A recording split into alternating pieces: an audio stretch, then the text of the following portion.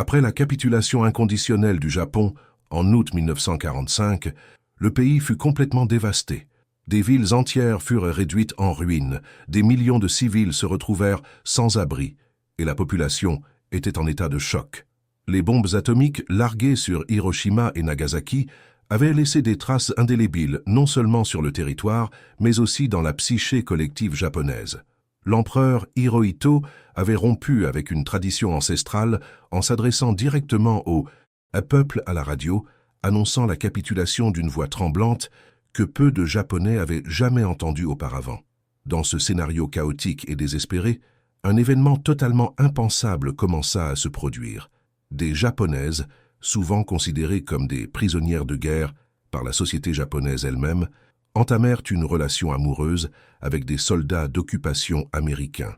Pour une culture ancestrale fondée sur la pureté raciale et la supériorité ethnique, cette situation représentait l'impensable, l'inacceptable, un affront aux valeurs les plus sacrées de la civilisation japonaise. Pendant des siècles, le Japon avait cultivé la croyance que sa lignée divine le rendait supérieur à toute autre race sur Terre. Le gouvernement japonais, qui pendant des décennies avait inlassablement prôné la supériorité raciale du peuple japonais et considéré tout mélange avec les gaijin comme une profanation de ses ancêtres sacrés, se retrouva désormais confronté à l'exact opposé. Des affiches de propagande de guerre, encore placardées sur les murs détruits par les bombardements, représentaient les soldats américains comme des démons aux yeux bleus. Mais la réalité était bien différente. Ces femmes, rejetées par leur propre famille et considérées comme des traîtres à leur patrie sacrée, trouvèrent dans l'amour une forme désespérée de survie dans un monde qui s'était complètement effondré autour d'elles. La cruelle ironie de l'histoire est que nombre de ces relations sont nées d'un besoin mutuel fondamental, des soldats américains loin de chez eux, en quête de compagnie et d'affection, et des Japonaises cherchant désespérément nourriture et protection pour elles-mêmes et leurs familles affamées. Le système de distribution alimentaire s'était complètement effondré, et de nombreuses familles manquaient même de riz pour un seul repas par jour. Ce que personne n'aurait imaginé, c'est que nombre de ces rencontres fortuites se transformeraient en amour. Véritable et durable, révolutionnaire par son défi à toutes les conventions sociales et raciales de l'époque, c'était comme si deux cultures radicalement opposées avaient découvert un langage universel transcendant toutes les barrières imaginables. Si vous appréciez ce contenu incroyable, n'oubliez pas d'aimer et de vous abonner à la chaîne. Cliquez sur le bouton HIPAR pour nous aider à nous développer et à continuer à vous proposer des histoires fascinantes comme celle-ci. Votre soutien est essentiel à notre travail et nous motive à poursuivre nos recherches. Les premières approches interdites. Les premiers contacts entre soldats américains et japonaises eurent lieu de manière totalement informelle et clandestine et furent d'abord vivement découragés par les autorités militaires américaines. Le général Douglas MacArthur avait établi des règles strictes et inflexibles concernant la fraternisation avec la population locale, mais la cruelle réalité sur le terrain était bien différente des ordres rédigés dans des bureaux militaires climatisés. Des patrouilles militaires tentèrent de surveiller ces interactions, mais l'immensité du territoire dévasté rendait toute surveillance complète impossible. Les jeunes soldats, dont beaucoup étaient encore adolescents et venaient à peine de quitter leurs petites villes rurales américaines, se retrouvèrent dans un pays exotique et mystérieux, aux coutumes radicalement différentes des leurs. Leur curiosité naturelle et leur fascination pour l'inconnu étaient inévitables. Nombre de ces jeunes hommes n'avaient jamais vu la culture asiatique de près et étaient fascinés par les kimonos colorés, la délicatesse des gestes féminins japonais et la profondeur spirituelle qui émanait même des femmes les plus simples. Les Japonaises, quant à elles, étaient confrontées à une situation désespérée qui remettait en cause tout code moral traditionnel appris depuis l'enfance. Nombre d'entre elles avaient perdu mari, père et frère dans cette guerre dévastatrice et se retrouvaient complètement seules dans un monde hostile, sans aucune perspective d'avenir. Les veuves de guerre étaient nombreuses, mais la société japonaise traditionnelle offrait peu de possibilités aux femmes indépendantes. Le marché noir prospérait dans les ruines fumantes des villes bombardées, et de nombreuses femmes étaient contraintes de tout pour assurer la survie de leur famille ou de leurs enfants orphelins. C'est dans ce contexte de désespoir absolu et d'urgence que les premières rencontres, prudentes et craintives, ont commencé entre deux cultures qui se haïssaient officiellement. Au début, il s'agissait d'échanges simples et pragmatiques, des conserves américaines pour une compagnie tranquille, des cigarettes américaines pour une conversation simple dans un anglais approximatif, des barres de chocolat fondu pour quelques instants de chaleur humaine authentique. Mais peu à peu, contre toute attente et contre des préjugés profondément ancrés, certaines de ces rencontres commerciales ont évolué vers quelque chose de beaucoup plus profond et significatif. Les soldats américains ont découvert une culture fascinante, pleine de subtilité, de beauté naturelle et d'une profondeur spirituelle ancestrale, tandis que les Japonaises ont compris que ces envahisseurs barbares étaient en réalité de jeunes hommes effrayés et seuls, loin de chez eux, animés des mêmes peurs, espoirs et rêves romantiques que tout être humain. Ce fut une découverte mutuelle qu'aucun manuel militaire n'avait anticipée ni préparée, la réaction choquée de la société japonaise. Lorsque les premiers mariages commencèrent à être annoncés publiquement par voie d'annonces militaires officielles, la réaction de la société japonaise fut une horreur absolue et une indignation nationale, résonnant d'Hokkaido à Kyushu. Pour bien saisir l'ampleur du choc culturel, il est nécessaire de comprendre que le Japon s'était volontairement isolé du monde extérieur pendant plus de 250 ans consécutifs, jusqu'à l'arrivée forcée et traumatisante du commodore Matthew Perry et de ses navires noirs en 1854. Cette politique d'isolement, connue sous le nom de Sakoku, avait créé une société extrêmement homogène, résistante aux influences extérieures. Même après l'ouverture forcée du pays aux puissances occidentales, la mentalité de pureté raciale et de supériorité ethnique demeura profondément ancrée dans la culture japonaise, tel un dogme religieux inébranlable. Le concept sacré du Yamato Damashi, pur esprit japonais, prônait avec ferveur l'unicité et la supériorité du peuple japonais au monde, choisi par les dieux shintoïstes eux-mêmes pour guider toute l'Asie vers un nouvel ordre mondial. Cette idéologie s'était intensifiée pendant les années de guerre, lorsque le gouvernement militariste avait promu la supériorité raciale japonaise comme justification de l'expansion impériale. L'idée que des Japonaises pures puissent épouser des étrangers impurs, notamment ceux qui avaient bombardé sans pitié leurs villes sacrées et tué des centaines de milliers de leurs compatriotes innocents, était perçue comme la plus grande trahison envers la race, la nation et l'esprit de leurs ancêtres vénérés. Des familles entières reniaient leurs filles définitivement et cruellement, effaçant leurs noms des registres ancestraux remontant à des siècles et pratiquant des cérémonies funéraires symboliques comme si elles étaient mortes et que leurs esprits devaient être bannis. Ces femmes étaient officiellement considérées comme mortes par leurs familles traditionnelles, comme si elles n'avaient jamais existé ni été nées. Il s'agissait d'une forme de mort sociale qui, pour de nombreuses cultures orientales, était considérée comme pire que la mort physique. Les anciens temples bouddhistes et les sanctuaires shintoïstes sacrés refusaient catégoriquement de célébrer pour elles la moindre cérémonie religieuse, y compris les mariages, les funérailles ou les prières ancestrales.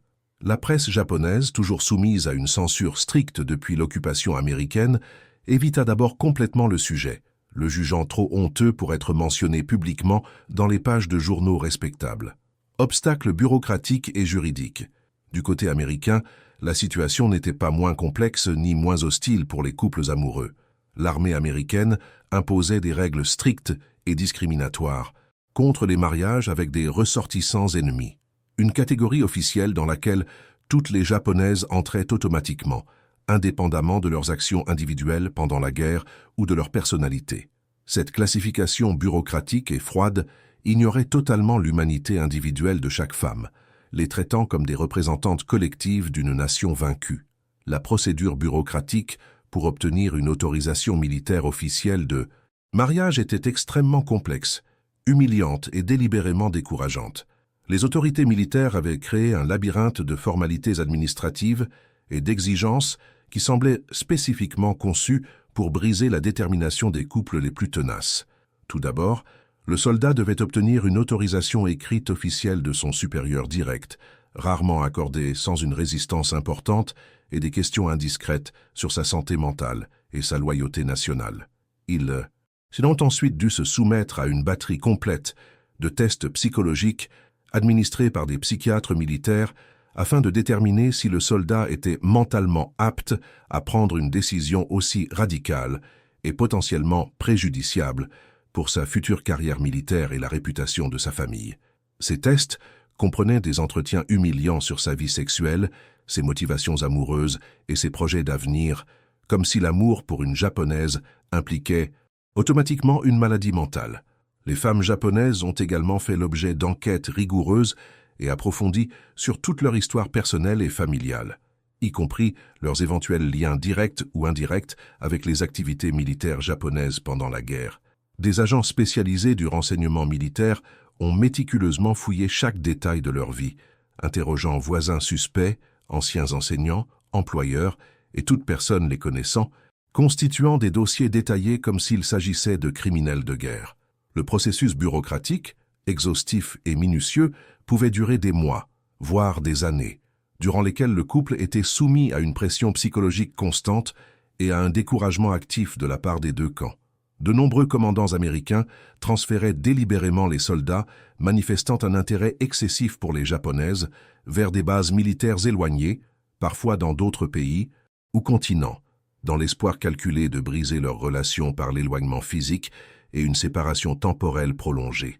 Des histoires d'amour qui ont défié le monde, malgré des obstacles apparemment insurmontables et une hostilité persistante, des histoires d'amour véritables, extraordinaires et profondément émouvantes, ont courageusement fleuri dans cet environnement profondément hostile et décourageant. L'une des plus émouvantes et des mieux documentées historiquement est celle d'Hiroko Tanaka et de Robert Williams, un sergent courageux et déterminé du Tennessee rural qui a défié toutes les conventions sociales et militaires de son époque conservatrice. Hiroko avait tragiquement perdu toute sa famille lors du bombardement incendiaire dévastateur de Tokyo en mars 1945, l'une des nuits les plus sanglantes de la guerre, qui fit plus de victimes que les bombes atomiques.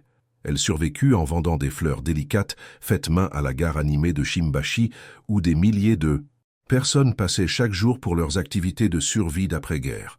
Robert la rencontra par hasard, par un froid matin de décembre, alors qu'elle tentait désespérément de vendre ses fleurs colorées aux soldats américains qui passaient précipitamment, l'ignorant souvent complètement ou la repoussant avec des gestes brusques. Profondément touché par sa détermination discrète et sa dignité inébranlable, face à l'adversité extrême et à la pauvreté absolue, il prit l'habitude touchante de lui acheter des fleurs chaque jour, juste pour avoir une excuse légitime pour lui parler quelques précieuses minutes. Progressivement, grâce à un mélange créatif d'anglais basique, de japonais rudimentaire appris auprès d'autres soldats et de nombreux gestes expressifs accompagnés de sourires sincères, ils développèrent une communication profonde et significative, transcendant totalement les barrières linguistiques et culturelles. Lorsque Robert fut brutalement transféré à la base militaire, isolée d'Okinawa, sur ordre direct d'un commandant qui désapprouvait leurs relations, ils entretinrent une correspondance touchante et dévouée tout au long des 2 années de séparation forcée. Il étudia le japonais de manière intensive grâce à des dictionnaires empruntés et des livres trouvés dans les bibliothèques militaires, tandis qu'elle apprenait un anglais rigoureux avec l'aide d'un professeur bénévole qui compatissait à sa situation. Leurs lettres, précieusement conservées jusqu'à ce jour par leurs fiers descendants, révèlent un amour sincère et grandissant qui surmonta magnifiquement toutes les barrières culturelles, linguistiques et bureaucratiques imaginables. Une autre histoire tout aussi remarquable et inspirante est celle de Kimiko Sato et de James Murphy, un courageux pilote de chasse de l'Iowa qui a survécu à des missions dangereuses au-dessus du territoire japonais. Kimiko, infirmière de formation, a pris soin de James avec dévouement lorsqu'il a été grièvement blessé lors d'un accident lors d'exercices militaires de routine sur la base aérienne de Yokosuka. Ce qui n'était au départ que des soins médicaux professionnels et bienveillants s'est naturellement transformé en une profonde amitié, puis en un amour mûr et respectueux qui les a tous deux surpris par son intensité inattendue, le périlleux voyage vers l'Amérique. Pour les courageuses japonaises qui parvinrent enfin à épouser officiellement des soldats américains après des mois, voire des années, de sincères démarches administratives épuisantes, le voyage épique vers les lointaines États-Unis ne fut que le début terrifiant d'une nouvelle série de défis monumentaux et de transformations de vie. La traversée en bateau du vaste et tumultueux océan Pacifique dura des semaines interminables et nauséabondes, et nombre d'entre elles n'avaient jamais quitté leur paisible petite ville natale, et encore moins embarqué sur un navire ou quitté l'archipel japonais. Ils embarquaient depuis les ports de Yokohama ou de Kobe, emportant avec eux une petite valise en bois contenant leurs rares biens les plus précieux. Des photos de famille, un kimono spécial, peut-être une poupée traditionnelle, ou des ustensiles pour la cérémonie du thé, laissant derrière eux tout ce qu'ils connaissaient et aimaient. Famille élargie, amis d'enfance, culture ancestrale, langue maternelle, nourriture familière, coutumes réconfortantes, et même le climat tropical familier de leur pays d'origine. C'était comme mourir à un monde et naître dans un monde totalement inconnu. Durant leur long et tortueux voyage en mer, souvent agités, ils étaient fréquemment isolés des autres passagers par des préjugés raciaux flagrants, confrontés à des regards hostiles et méfiants, à des commentaires désobligeants murmurés en anglais que certains comprenaient déjà, et à un traitement social allant de l'indifférence glaciale à l'hostilité pure et simple. Les membres de l'équipage les qualifiaient parfois d'insultes racistes, et les autres passagers évitaient de s'asseoir à côté d'eux dans le réfectoire ou sur les ponts de détente. Certaines voyageaient enceintes de leur premier enfant, portant une nouvelle vie dans leur ventre, tandis qu'elles voguaient vers un avenir incertain, rendant le voyage encore plus épuisant physiquement et émotionnellement traumatisant. Un violent mal de mer, combiné à une anxiété croissante face à un avenir totalement incertain et à la tristesse de la séparation définitive de tout ce qu'elles connaissaient, créait un cocktail émotionnel dévastateur qui transformait chaque jour de voyage en une éternité de souffrance. La barrière de la langue constituait un obstacle constant et frustrant, même dans les interactions quotidiennes les plus simples. Nombre d'entre elles n'avaient appris que les bases de l'anglais, indispensables pour communiquer avec leur mari dans les situations familiales, mais se retrouvaient complètement perdues et vulnérables lors de conversations plus complexes avec d'autres passagers, l'équipage ou les autorités portuaires. De simples malentendus pouvaient se transformer en situations humiliantes, voire dangereuses. Choc culturel en terre promise. L'arrivée dans les ports américains animés de San Francisco ou de Los Angeles marqua le début dramatique d'une adaptation culturelle que beaucoup décrivirent plus tard comme plus difficile et traumatisante que la guerre dévastatrice à laquelle elles avaient courageusement survécu dans leur ville natale, bombardées. Ces femmes extraordinaires quittaient une société traditionnellement collectiviste, soigneusement fondée sur une harmonie sociale fragile et une hiérarchie ancestrale et respectueuse, pour entrer brutalement dans une culture agressivement individualiste, compétitive et informellement chaotique, fonctionnant selon des principes totalement opposés. Les différences culturelles étaient flagrantes et choquantes dans tous les aspects imaginables de la vie quotidienne, même les plus élémentaires. En matière d'alimentation, par exemple, beaucoup ne parvenaient tout simplement pas à s'adapter, physiquement ou psychologiquement, à l'abondance de viande rouge, au fromage fort et aux produits laitiers lourds, qui constituaient le fondement inébranlable du régime alimentaire typique du Midwest américain. Leurs estomacs, habitués aux riz délicats, aux légumes délicats et aux poissons frais, rejetaient violemment les aliments transformés et intensément assaisonnés qu'ils trouvaient dans les supermarchés américains.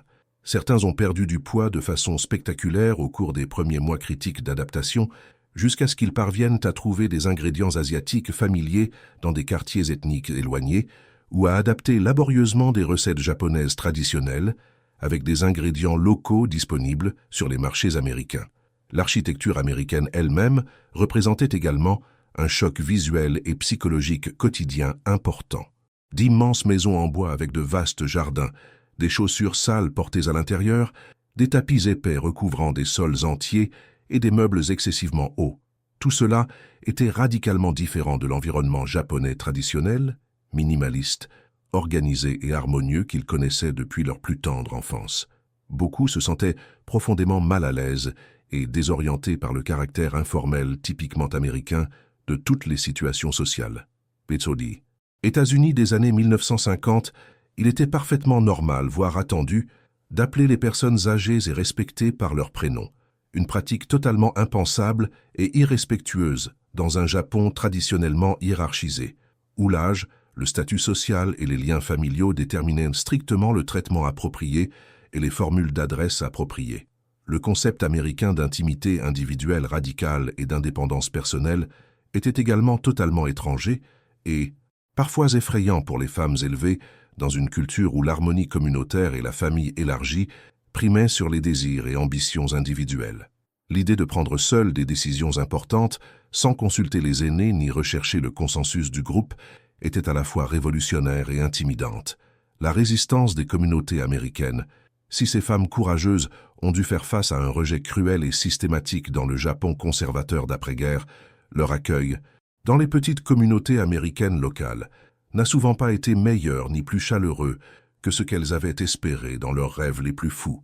L'Amérique des années 1940 et 1950 était une société profondément ségrégée racialement et systématiquement raciste dans ses structures sociales fondamentales, en particulier dans les régions rurales et suburbaines où de nombreux soldats emmenaient leurs nouvelles épouses. Les lois Jim Crow étaient encore en vigueur dans le Sud, conservateurs, créant un système officiel d'apartheid séparant les Blancs de toutes les autres races. La discrimination juridique et sociale à l'encontre des Asiatiques était courante et socialement acceptée dans une grande partie du pays, de la côte est industrielle à la côte ouest agricole. La loi d'exclusion des Chinois était toujours en vigueur et le souvenir de Pearl Harbor restait présent dans la mémoire de nombreux Américains qui considéraient tous les Asiatiques avec une suspicion automatique. De nombreuses petites communautés américaines très soudées considéraient ces épouses japonaises avec une profonde suspicion raciale et une intense hostilité nationaliste, parfois proche de la paranoïa. Elles étaient à la fois qualifiées de femmes ennemies traîtresses, peu fiables, et de dangereuses envahisseuses jaunes qui volaient des hommes américains à des femmes américaines légitimes et patriotes. C'était une situation intenable où elles étaient blâmées à la fois pour leur nationalité et leur présence. Dans de nombreuses petites villes conservatrices, notamment dans le sud traditionnaliste et le Midwest isolationniste, l'arrivée d'une épouse japonaise célibataire a provoqué un scandale social durable et une controverse communautaire susceptible de diviser des familles entières et des congrégations religieuses. Les voisins refusaient catégoriquement de leur adresser la parole ou de les saluer poliment dans la rue, les commerces locaux refusèrent de les servir ou les surfacturaient délibérément, et certains recevaient même des lettres de menaces anonymes déposées sur leurs portes ou dans leurs boîtes aux lettres aux petites heures du matin. Dans la rue, les enfants criaient des insultes raciales cruelles, apprises de leurs parents, et nombre de ces femmes courageuses se retrouvaient prisonnières de leur propre foyer, par crainte justifiée d'affrontements publics humiliants, voire violents. Les églises locales, traditionnellement piliers des communautés, américaines et centres de la vie sociale, refusaient souvent d'accepter ces femmes comme membres à part entière, mettant en doute leur conversion au christianisme ou leur sincérité religieuse. Adaptation culturelle et survie extraordinaire. Face à une telle hostilité systématique et à une discrimination quotidienne implacable, ces femmes extraordinaires et résilientes ont développé des stratégies remarquables et créatives de survie émotionnelle et d'adaptation culturelle, témoignant d'une force de caractère exceptionnel. Nombre d'entre elles sont devenues expertes dans l'art de naviguer entre deux cultures radicalement différentes et souvent contradictoires, préservant précieusement leur précieuse identité japonaise et leurs traditions familiales à la maison, tout en s'adaptant aux coutumes américaines en public pour éviter les conflits et garantir une acceptation minimale.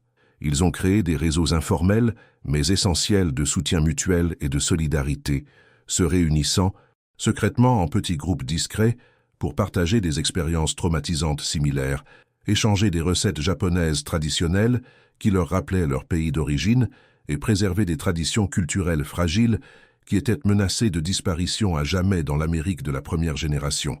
Ces rassemblements clandestins sont devenus de véritables bouées de sauvetage émotionnel et psychologique dans un vaste océan d'isolement social et culturel. Certaines sont devenues des entrepreneuses courageuses et innovantes par pure nécessité économique et pour la survie de leur famille, ouvrant de petites entreprises familiales au service de la communauté croissante, mais géographiquement dispersée, des épouses japonaises et d'autres immigrants asiatiques. De minuscules restaurants servant une authentique cuisine japonaise maison, des boutiques spécialisées dans les produits asiatiques importés à prix abordables, des services de traduction de documents officiels et des écoles de langue ont discrètement proliféré dans les zones urbaines, où ces femmes déterminées et travailleuses étaient les plus nombreuses.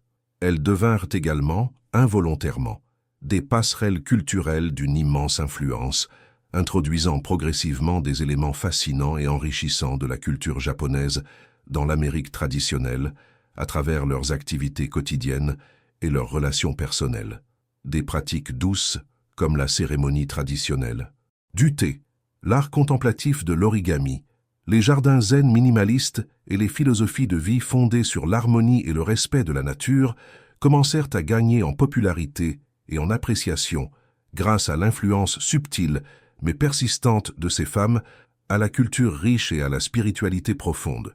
En élevant leurs enfants avec soin, ils se sont trouvés confrontés à un dilemme émotionnel constant et douloureux.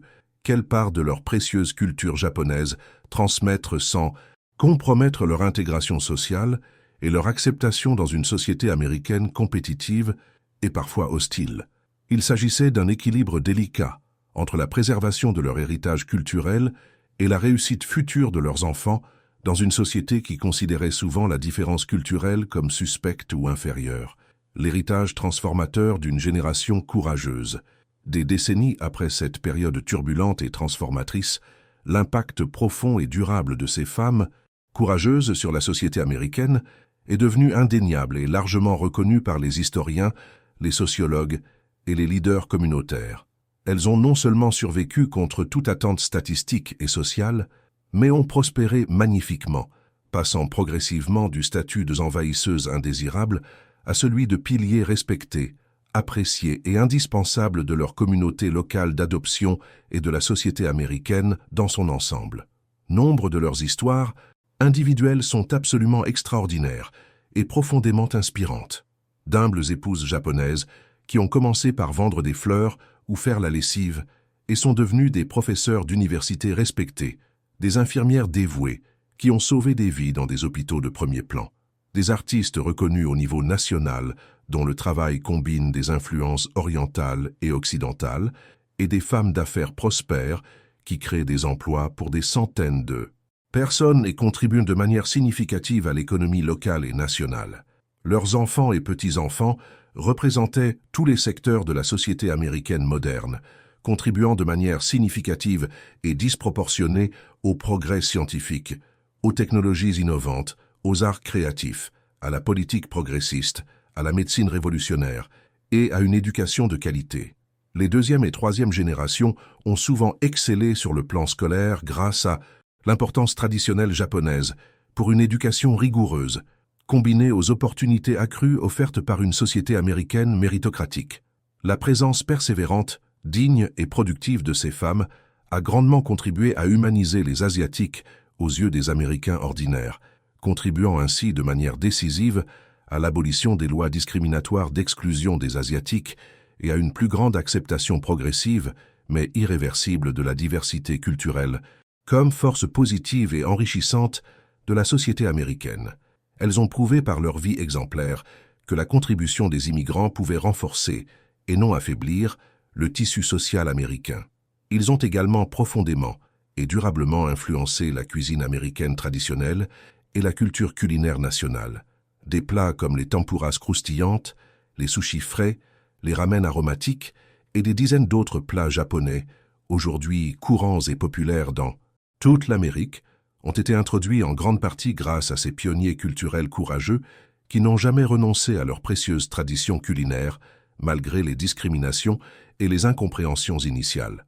Dans le Japon conservateur, bien que la réconciliation sociale ait été extrêmement lente, douloureuse et pleine de résistance culturelle, ces femmes ont finalement été reconnues comme des héroïnes nationales qui ont contribué de manière cruciale à reconstruire les relations diplomatiques et commerciales entre les deux ennemis autrefois mortels, créant des ponts humains qui ont facilité des décennies de coopération pacifique et de prospérité mutuelle. Nous espérons sincèrement que vous avez beaucoup apprécié ce voyage émouvant à travers l'une des histoires les plus fascinantes et méconnues de l'après-guerre. Si cette vidéo vous a touché et vous a ouvert l'esprit à de nouvelles perspectives historiques, n'hésitez pas à laisser un j'aime enthousiaste et à vous abonner à notre chaîne pour découvrir d'autres contenus extraordinaires et instructifs comme celui-ci, Cliquez sur la vidéo en cours de lecture pour découvrir une autre histoire fascinante qui vous impressionnera et vous émeut encore davantage. Merci sincèrement d'avoir regardé jusqu'au bout et de faire partie de notre communauté grandissante de passionnés d'histoire.